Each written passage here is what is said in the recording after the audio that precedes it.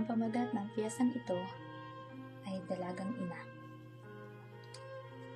Diskresyada, isang salita para sa katulad naming dalagang ina na binuhay lang naman ang anak na mag-isa. Tinanggap ang mga salitang galing sa mga taong panghusga. Pasensya na, nagpabola kasi kami sa mga lalaking walang kwenta. Na pagkatapos kami gamitin, pinagpalit lang naman kami sa iba. Pero bakit ba? Bakit ba sa pangalawang pagkakataon minahal na naman kita? Kunting salita mo lang, bumigay na naman si tanga-tangina. Pwede ba? Tama na, tanggap ko na iniwan mo kami nung una.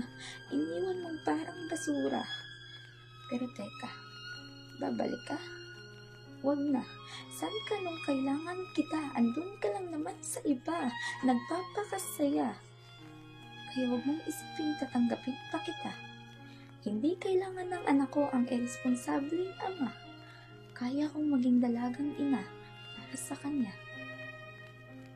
Kaya kayo kapwa kong mga kababaihan, ito'y iyong tatandaan at itatak sa inyong isipan na hindi lahat ng lalaki ikay sasamahan, lalo na't hanggang dulo ang pinag-uusapan.